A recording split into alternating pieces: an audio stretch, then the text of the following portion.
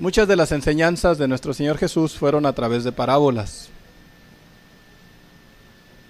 El día de noche tuvimos una reunión como todos los viernes. De paso quiero invitarles a todos para que asistan a la reunión del miércoles, del viernes. Tenemos reunión aquí de oración y de estudio. Si alguno está preocupado de los que vinieron anoche de que va a ser el mismo tema, no lo es. Tuvimos la misma base, ¿verdad? El mismo capítulo, el capítulo 20 de San Mateo. Pero tuvimos una reflexión. Esta mañana va a ser una reflexión distinta en torno al mismo pasaje, a la misma parábola. Jesús inventaba parábolas porque quería ilustrar lo que quería decir. Cuando pretendemos enseñarle algo a un niño, en muchas ocasiones nosotros usamos ilustraciones. Y como adultos nos siguen gustando las ilustraciones, ¿verdad? Lo entendemos de una manera más práctica, más fácil. Así como los niños saben que Leopardo le gusta estar solo y que no es muy bueno que estemos solos, bueno, sacamos una lección. Pero Jesús, hablando en parábolas, él en muchas ocasiones rayaba en la confrontación. Y desde el punto de vista de los dirigentes religiosos de sus días, Jesús de Nazaret era una persona que no era muy fácil de tratar. Era provocativo y tenía una influencia tremenda sobre la gente sencilla. Pero la gente refinada, según se consideraban como fariseos, los líderes religiosos, no tenían muy buena impresión de él. Es más, no concordaban mucho con él. Jesús era el creador de la espiritualidad genuina. Era el padre de la cultura religiosa de Israel, y estando en la misma presencia de los dirigentes religiosos, ellos se sentían amenazados, se sentían inseguros, sentían que él venía a cambiar los conceptos que ellos habían enseñado al pueblo. Y por contraste, quienes seguían a Jesús eran precisamente aquellos a quienes los dirigentes religiosos menospreciaban, es decir, la mayor parte del pueblo. Y muchos eran los que seguían a Jesús. Entonces, en las enseñanzas de nuestro Señor Jesucristo en su tiempo había mucha tensión, ¿verdad? Los dirigentes religiosos enseñaban una cosa y Jesús venía y de una manera muy simple decía una cosa distinta. Y es que los dirigentes religiosos presentaban a Dios como un Dios implacable, ¿verdad? Un Dios vengativo, un Dios que estaba buscando quien se equivocaba para castigarlo. Y encontrar y obtener algo que pudiera llamarse seguridad en la salvación era algo muy difícil, muy difícil. Pero dentro de estas muchas cosas Jesús habló en parábolas. Y cuando habló, sus relatos permitían que los dirigentes religiosos se pusieran a pensar qué quería decir. Y para cuando empezaban a desenmarañarlo, Jesús ya estaba en otro lado enseñando en otro lugar. La gente sencilla sí le entendía. Y entonces había preguntas que todavía hoy nos hacemos. ¿Cómo Dios ve a la gente? ¿Cómo Dios trata a la gente? ¿Cómo Él espera que nosotros nos relacionemos con los demás? ¿Cómo es Dios? ¿A qué se parece su reino? ¿Cómo puede una persona entrar en el reino de los cielos?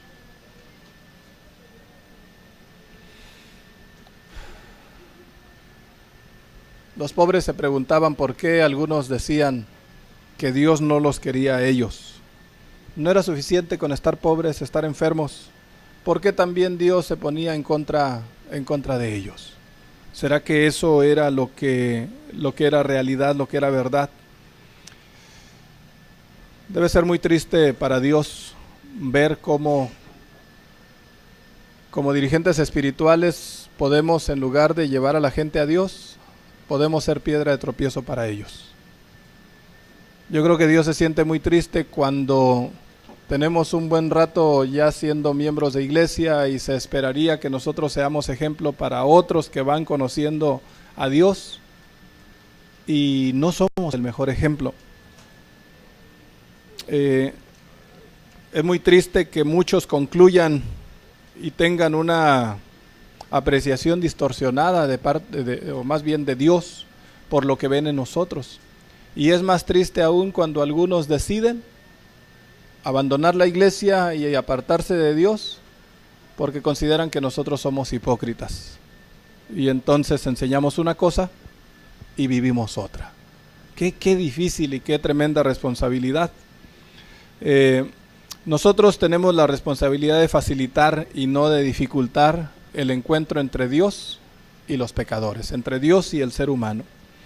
Y el capítulo anterior de nuestra lectura bíblica habla de la experiencia de un joven que tenía muchas posesiones y que sinceramente se acerca a Jesús y le dice: Señor, ¿qué tengo que hacer para tener la vida eterna? Y cuando Jesús le dice, él se siente feliz porque pues dice: sí cumplo el requisito, pero hace una pregunta más: ¿qué más me falta? ¿Qué más me falta? Y es allí cuando él, dice la Escritura, reconociendo lo que le faltaba, agacha la cabeza y se va triste. ¿Por qué preguntó eso? ¿Qué más me falta? Él sentía que algo le faltaba. Después de esto, Jesús dijo una de sus máximas más grandes: es más fácil pasar un camello por el ojo de una aguja que entrar un rico en el reino de Dios. Y es que la realidad de este joven mostró que él amaba mucho las riquezas, mucho, a tal punto de ser el obstáculo que le impedía entregarse completamente a Dios. Esto incitó el pensamiento de los apóstoles y Pedro le dice: pues Señor, nosotros hemos dejado todo, ¿qué pues tendremos? Y a raíz de esto, después de explicarles un poco, el Señor cuenta la parábola, ¿verdad?, que está registrada en San Mateo 20. Y le dice: un hombre, padre de familia, sale por la mañana a contratar obreros para su viña. Y ustedes han escuchado la parábola. La parábola menciona que este hombre, al necesitar trabajadores, contrata a unos en la mañanita. Ustedes saben que cuando una persona trabaja espera que se le pague, y que se le pague lo que es justo, ¿verdad? No vamos a hablar aquí de salarios mínimos y demás, pero una persona tiene conciencia, tanto el que contrata como el que trabaja, cuánto es lo que normalmente se paga, ¿verdad?, por hacer un trabajo. Se espera que si trabaja todo el día, se le pague todo el día. Hay trabajos de tiempo completo y hay trabajos de medio tiempo. Y nadie que ha trabajado la mitad del tiempo espera o exige que se le pague el total, ¿verdad? Es razonable que se pague una proporción en base a lo trabajado. La parábola dice que este padre de familia sale a diferentes horas del día para buscar obreros para su campo, para su viña. Sale a las 9 de la mañana, después da una vuelta por allí, al mediodía encuentra que hay personas sin trabajo y siendo que es una persona que tiene dinero y que tiene necesidad de trabajadores, pues les dice: ¿y por qué ustedes no van conmigo? Les voy a pagar lo que sea justo. Pero a media tarde sale otra vez y hay unos por ahí que están sin trabajo, todo el día sin trabajo. Falta 1 hora, 2 horas para que termine la hora de trabajo y les dice: pues váyanse, algo es algo, ¿verdad? Algo que ganen. Pero saben que Dios está en el negocio de dar esperanza a la gente. Mientras haya tiempo de gracia, va a haber oportunidad de que más personas se acerquen y vengan a la viña del Señor. Mientras haya tiempo de gracia, mientras todavía no se haga de noche. Y esto nos recuerda que aún en la hora final hay gente que todavía no viene a la viña de Dios. Hay gente que todavía no conoce el Evangelio O si lo conoce, no ha decidido seguir a Jesucristo. Para estas alturas creo que una buena parte de gente en todo el mundo conoce acerca de Jesús. Pero no es el que me dice Señor, Señor, el que entrará en el reino de los cielos, ¿verdad? Sino aquel que hace la voluntad de Dios. Por lo tanto, el siguiente paso después de conocer acerca de Dios es entregarle su vida para hacer su voluntad. Esto nos recuerda que hay gente que simplemente nadie ha contratado. Nadie ha invitado para que vengan a buscar a Dios. Hay gente que está dispuesta. Hay gente que está receptiva. Hay gente que abre las posibilidades y buscan algo que a ciencia cierta quizás no conocen, pero que ellos están esperando. Y si nadie se les acerca y nadie les habla, porque eso significa que alguien físicamente tiene que ir con ellos e invitarles, ¿verdad? Invitarles. Si nadie se acerca, el día de oportunidad se va a terminar. Se va a terminar. En el reloj profético nosotros hemos hecho ilustraciones señalando que ya pasaron las 11, ¿verdad? Y estamos en la última hora, en los últimos tiempos antes de la venida de Jesús. Por un lado podríamos estar agradecidos de conocer el Evangelio de Jesús, pero por otro lado debiéramos recordar nuestra tremenda responsabilidad de que de manera personal vayamos e invitemos a otros para que vengan a la viña del Señor, para que se sumen, para que conozcan, para que crean. Y si Dios no se da por vencido en lo que respecta a la gente, nosotros tampoco deberíamos hacerlo. No deberíamos hacerlo. Para el Señor quizás podría ser muy fácil decir, pues señores, se acabó, y pues el que es justo siga siendo justo. Va a llegar un momento en que lo diga, pero todavía no llega, todavía no llega. Y es que Él espera que ninguno se pierda, sino que todos procedan al arrepentimiento. ¿Y cómo la gente va a proceder al arrepentimiento? Es necesario que alguien vaya y lo invite para venir a la viña del Señor. Y ese alguien somos tú y yo. Somos tú y yo. Cuando vemos las estadísticas acerca del crecimiento de las iglesias, a veces podríamos vernos tentados a concluir algo, que Dios está en otras partes, ¿verdad? A lo mejor que podríamos concluir que donde yo vivo, a la iglesia que yo asisto, no, allí no pasa nada. Ahí no pasa nada. El Espíritu Santo yo creo que se fue a África porque pues escuchamos el misionero y allí sí se convierten muchos, ¿verdad? Y se predica. O quizás a otra parte de América Latina o al sur de nuestra República Mexicana o en Asia. Pero algunos decimos, no, es que aquí no. Es que aquí la gente es diferente. ¿Será que aquí la gente no tiene necesidad de Dios? ¿Será que la gente aquí no es pecadora y no necesita un Salvador? Ese no es el caso, ¿verdad? La dedicación de Dios a la gente en todas partes es muy importante. Y nos pide que también nosotros, aquí en Sonora, aquí en Hermosillo, aquí en Sonomex, aquí en mi colonia, ¿verdad? Con mis vecinos, yo también tenga una parte que hacer. Que no abandonemos esa gente, que no la borremos de la lista de candidatos para el reino de los cielos. Nosotros podemos hacer más, mucho más de lo que quizás imaginamos por la salvación de las personas. Si tan solo no somos egoístas y no guardamos solo para nosotros la bendición que tenemos de conocer a Jesús. Algunos podríamos pensar, bueno, es que mis vecinos no tienen interés. Pero ¿cómo arribamos a esa conclusión? ¿Ellos nos lo han dicho? Mira, yo ya no quiero que vengas porque no tengo interés de ir a tu iglesia.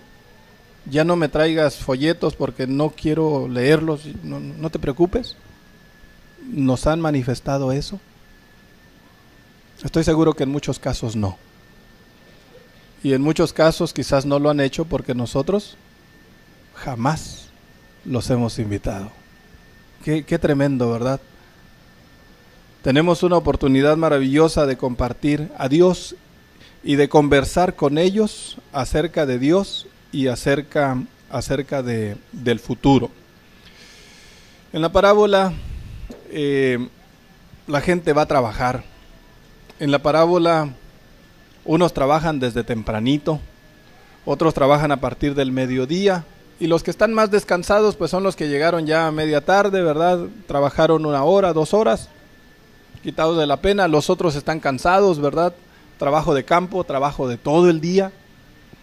Pero llega el final del día y muestra una realidad. Dios no recompensa en el principio de una cosa por otra. Tú trabajaste, yo te pago, ¿verdad? Porque como seres humanos estamos acostumbrados a decir, bueno, hago esto, pero ¿qué tengo a cambio? Y suena muy normal, ¿verdad? Tú estudiaste, haces tu examen, el maestro te da una buena nota, ¿verdad? Fuiste obediente, ¿verdad? Pasaste año, tu papá te regala la tablet que te prometió. Y esto hago, esto recibo, ¿verdad? Una recompensa, una cosa por otra. El propietario de esta viña hizo algo muy interesante. Les dio su salario a todos, pero resulta que a todos les dio lo mismo. Todos les dio lo mismo. Y ya aquí se rompe un principio, ¿verdad?, de proporcionalidad. Algunos son muy buenos para las cuentas y dijeron, bueno, trabajé mediodía, pues medio denario, ¿verdad? Porque el denario era la cantidad, la moneda, el pago que se le daba al trabajador, un denario. ¿Recuerdan la historia de María Magdalena? Cuando fue a comprar el perfume, ¿cuánto le costó? 300 denarios. Era el trabajo de todo un año. Imagínense comprar un perfume de lo que ustedes ganan todo un año. Bueno, un denario era el trabajo, era el pago de un día de trabajo. Un matemático, ¿verdad? Acá el tesorero del dueño, pues dijo rápidamente, ¿verdad? Los que vinieron al mediodía les voy a dar la mitad. Los que vinieron a las 9 de la mañana, pues 75%. Los que vinieron a las 3 de la tarde, un 25%. Y pues los que vinieron ya a las 5 de la tarde, trabajaron 1 hora, 1/12 parte del denario. Ayer decíamos por lo menos para el camión de regreso, ¿verdad? Bueno, pues algo es algo. Ya estaba hecha las cuentas, pero el dueño les paga a todos exactamente lo mismo. ¿Por qué? Porque era el salario de un día. Algunos han definido salario mínimo como lo necesario para que una persona viva por un día. Y pues no nos metamos en problemas, en definiciones, pero ¿cuánto es con lo que una persona y su familia, ¿verdad?, por lo menos de 2 hijos, puede vivir? Bueno, un denario era lo que se suponía que era necesario para que la persona viviera. Y la persona, el dueño, les da a todos lo mínimo para que subsistan. Era en este sentido generoso. Y no era un asunto de excedentes, ¿verdad?, sino más bien estrictamente lo que se necesitaba para vivir, para irla pasando, ¿verdad? No para que le sobrara, sino para que tuviera lo necesario para el día. Y entonces, haciendo la analogía de lo que la parábola quiere enseñarnos, hablando de salvación, la salvación es para todos y está ofrecida a todos. Solamente no la va a recibir aquel que la rechace. ¿Queremos ser salvos? A menos de que rechacemos la salvación, vamos a ser salvos. Realmente no hay salvación de más. Simple y sencillamente es salvación. Yo escuché en una ocasión a alguien decir, pues aunque me toque allá en un rinconcito del cielo, ¿verdad?, pero que llegue. Bueno, es que el que llegue al cielo va a llegar y allá no hay rinconcitos, ¿verdad? Allá hay mansiones y todos va a tener lo mismo. Algunos se ponen a hacer cuentas de que si el número de almas que llevé, de que si mi casa más grande porque fui más fiel. No nos metamos en problemas. Dios quiere darnos la salvación y estando del otro lado de las puertas de la santa ciudad, ya la hicimos. ¿Se dan cuenta? Pero la salvación la otorga Cristo Jesús. La recompensa, o el don para ser más claros, ¿verdad? Porque no es un regalo. No guarda relación con el esfuerzo o la contribución que hicieron las personas. Porque si nos basamos en el principio de que yo te doy, tú me das, bueno, al que hizo más le sería dado más, al que hizo menos le sería dado menos, ¿verdad? En esta parábola no hay relación en el esfuerzo y lo que recibe, ¿verdad? El don dice mucho acerca del dador. ¿Quién es el dador? El dador es Dios. ¿Por qué Dios quiere darnos su salvación? ¿Por lo bueno que somos? Si Dios nos brindara la salvación, ¿cuántos de aquí realmente, por lo bueno que somos, cuántos de aquí realmente nos salvaríamos? Pues no nos conviene, ¿verdad? No nos conviene. Si Dios nos diera la salvación por lo que hemos hecho en nuestra vida, no, pues tampoco nos conviene. Por eso es que Dios nos da conforme a su bondad, conforme a su misericordia.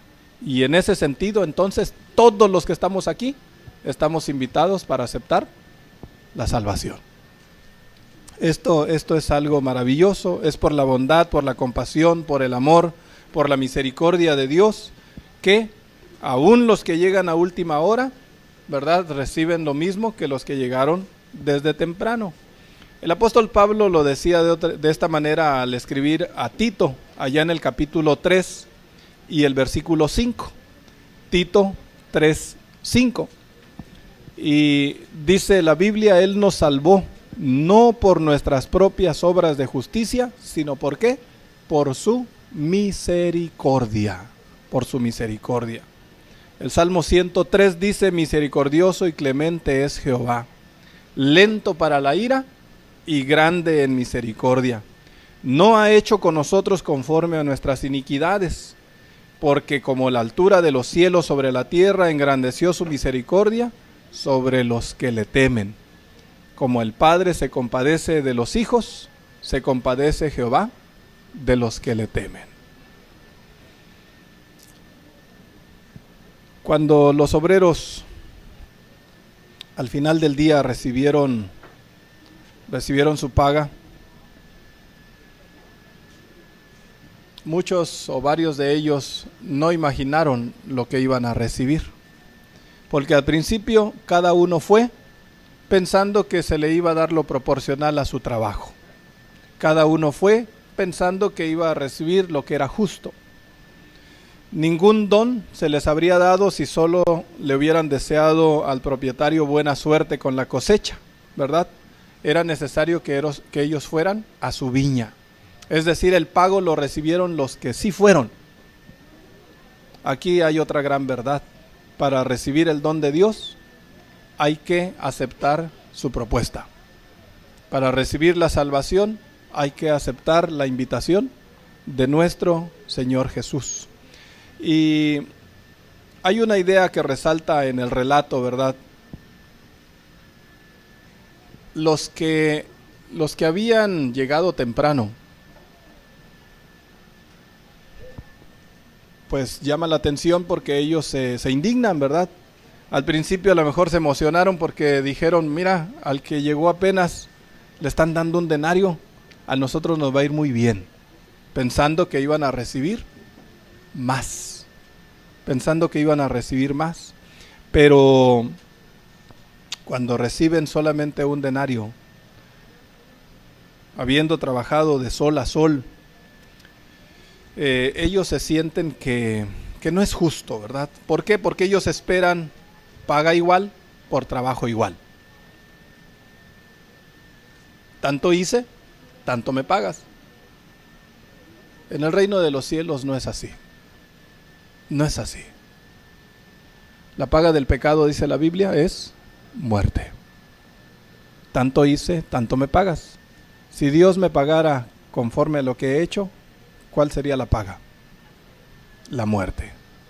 ¿Queremos que Dios nos pague por lo que hemos hecho? Yo no, porque me va a ir muy mal, muy mal. Es por la misericordia de Dios que no hemos sido consumidos. El propietario solamente había mostrado bondad y generosidad para quienes obviamente no podían reclamar a haberse ganado el sustento. Fue generoso con los que necesitaban que fuera generoso. Con los otros les pagó lo que les había dicho. Y la salvación es un don de Dios. Es un regalo que Dios nos da de corazón, ¿verdad? Y solamente llega como resultado porque Él es un Dios generoso. Nada más. Y qué hermoso cuando podemos subrayar, ¿verdad? Una y otra vez. Dios quiere salvarnos, pero Dios quiere salvar a los que están alrededor de nosotros también. Es nuestro privilegio poder ir e invitarlos a ellos. Dios siempre está a la expectativa de quienes, de no ser por la inmensa bondad divina, estarían irremediablemente perdidos, ¿verdad? Y voy a llamar su atención a una expresión que está allí precisamente al final de la parábola, San Mateo 20, y entonces el versículo 13. Algunos refunfuñan, ¿verdad? Y están diciendo ahí que qué injusto, no se vale, nosotros trabajamos más, estamos todos cansados todo el día. Y entonces el dueño, ¿verdad? Dice el versículo 13 que platica con uno de ellos, ¿verdad? Y noten cómo le llama.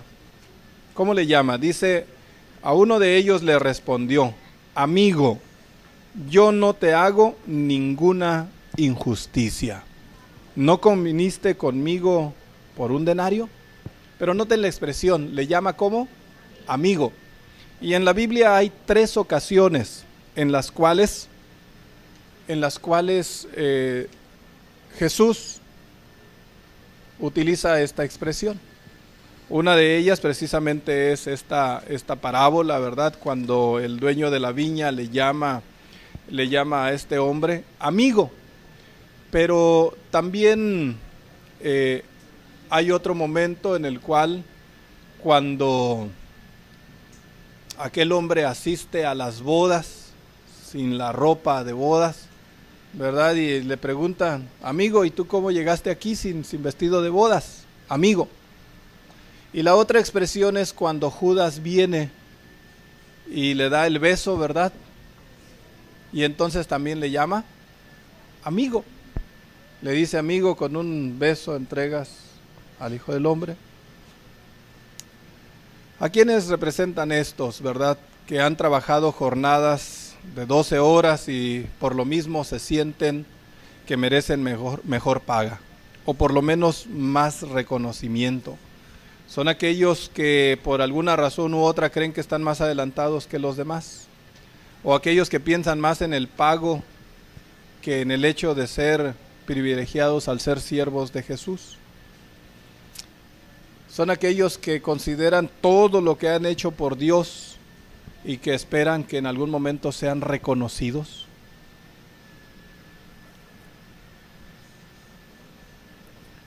Quizás nosotros o varios no llevamos una lista de personas que hemos invitado y se han convertido por nuestra influencia. Pero a veces hay gente que dicen, yo llevo 40 y tantas personas, ¿verdad? Y esas son las estrellitas que tengo en mi corona. ¿Así funciona? Me hace recordar el momento en el cual, una vez que estemos todos los redimidos reunidos y Jesús esté delante nuestro, esas coronas que vamos a recibir, que dice el apóstol Pablo que él está seguro de recibirla, y que no solo él, sino todos aquellos que aman su venida, esas coronas van a ser quitadas por nosotros mismos de nuestras cabezas y arrojadas a los pies de Jesús. ¿Por qué? Porque reconocemos que es por su gracia que recibimos salvación, no por nuestros méritos. Y qué maravilloso que reconozcamos que nuestra propia justicia es una maldición,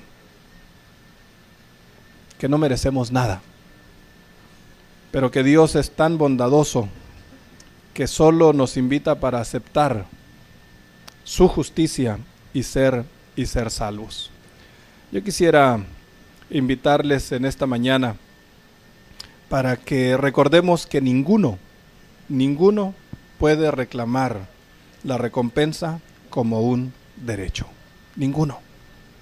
Para que recordemos que esta mañana lo que dice Apocalipsis capítulo 7 y versículos 13, 14 y 17. Uno de los ancianos habló diciéndome: estos que están vestidos de ropas blancas, ¿quiénes son? ¿De dónde han venido? Y yo le dije: Señor, tú lo sabes. Y él me dijo: estos son los que han salido de la gran tribulación, y han lavado sus ropas, y las han emblanquecido en la sangre del Cordero.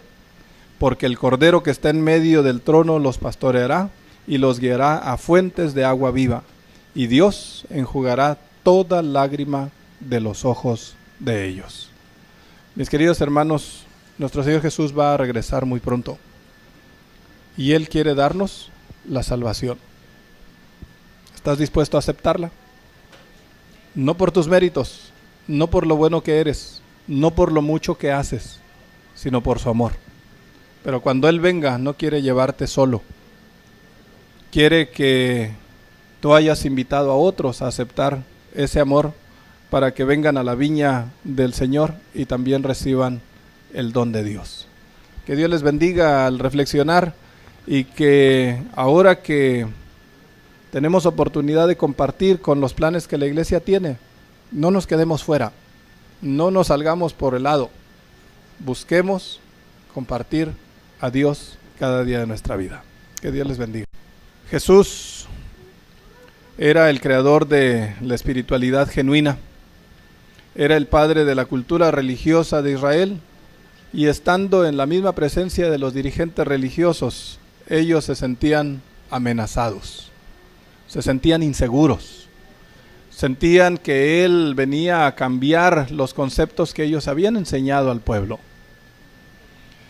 Y por contraste, quienes seguían a Jesús eran precisamente aquellos a quienes los dirigentes religiosos menospreciaban, es decir, la mayor parte del pueblo. Y muchos eran los que seguían a Jesús. Entonces, en las enseñanzas de nuestro Señor Jesucristo en su tiempo había mucha tensión, ¿verdad? Los dirigentes religiosos enseñaban una cosa y Jesús venía y de una manera muy simple decía una cosa distinta. Y es que los dirigentes religiosos presentaban a Dios como un Dios implacable, ¿verdad? Un Dios vengativo, un Dios que estaba buscando quien se equivocaba para castigarlo. Y encontrar y obtener algo que pudiera llamarse seguridad en la salvación era algo muy difícil, muy difícil. Pero dentro de estas muchas cosas Jesús habló en parábolas. Y cuando habló, sus relatos permitían que los dirigentes religiosos se pusieran a pensar qué quería decir.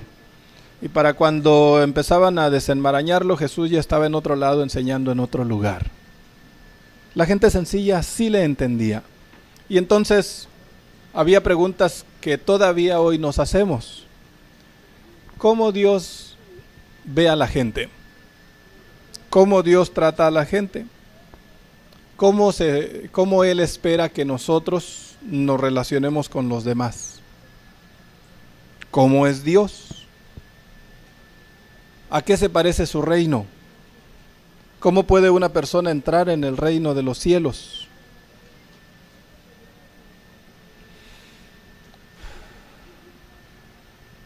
Los pobres se preguntaban por qué algunos decían que Dios no los quería a ellos. No era suficiente con estar pobres, estar enfermos. ¿Por qué también Dios se ponía en contra de ellos? ¿Será que eso era lo que era realidad, lo que era verdad? Debe ser muy triste para Dios ver cómo dirigentes espirituales podemos, en lugar de llevar a la gente a Dios, podemos ser piedra de tropiezo para ellos. Yo creo que Dios se siente muy triste cuando tenemos un buen rato ya siendo miembros de iglesia y se esperaría que nosotros seamos secciones. Y como adultos nos siguen gustando las ilustraciones, ¿verdad? Lo entendemos de una manera más práctica, más fácil. Así como los niños saben que Leopardo le gusta estar solo y que no es muy bueno que estemos solos, bueno, sacamos una lección. Pero Jesús, hablando en parábolas, él en muchas ocasiones rayaba en la confrontación. Y desde el punto de vista de los dirigentes religiosos de sus días, Jesús de Nazaret era una persona que no era muy fácil de tratar. Era provocativo y tenía una influencia tremenda sobre la gente sencilla. Pero la gente refinada, según se consideraban como fariseos, los líderes religiosos, no tenían muy buena impresión de él. Es más, no concordaban mucho con él.